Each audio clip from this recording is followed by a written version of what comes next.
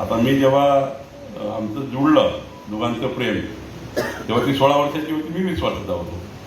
दोघे अल्पवयीन होतो. आता अल्पवयीन असताना सरिताताई तुम्ही साक्षी आहे, आम्ही दोघं कयामत से कयामत पिक्चर पाहायला गेलो.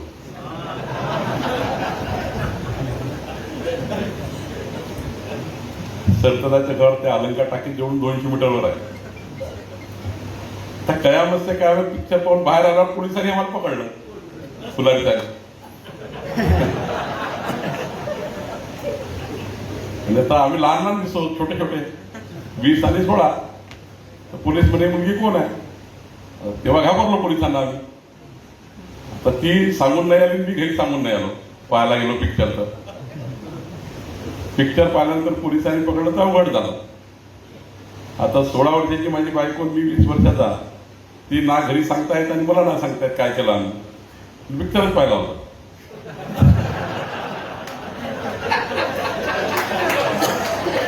त्या काळात काही फालतू चालायचं नाही, त्या काळाचा होता.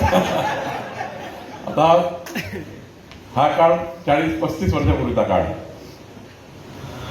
तर पिक्चर पाहून आल्यानंतर पोलिसांनी पकडलं, सरळ सीताबर्डी पोलीस स्टेशनला फुलारी साहेब तुम्ही घेऊन गेले. तिथे कारण नसताना माझ्यावर अल्पवयीन मुलगी पळवून नेली म्हणून केस लावली. हा, पळवून नेली. 363, 367 टाकायचं पोलिसांच्या वतीने. 363, 367. मी 7 दिवस सेंट्रल जेलमध्ये राहतो. सेशन कोर्टाची ट्राय झाली, कारण 363, 367 सेशन ट्रायल आहे. मला 1.5 वर्ष कोर्टात जावं लागतं.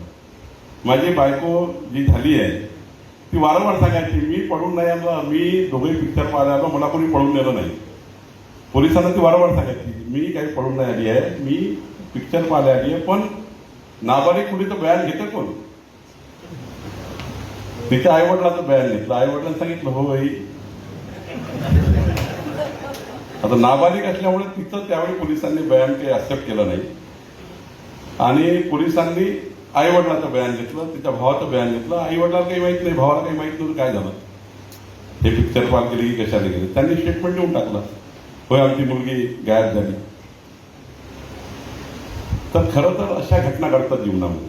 मग आमचं लग्न झालं. सेशन कोर्टमध्ये कोर्टाने सांगितलं की अल्पवयीन मुलगी जरी असली, फुलारी साहेब अल्पवयीन मुलगी जरी असली, पण ती कडनं बयान देते ती मी पडून गेली नाही.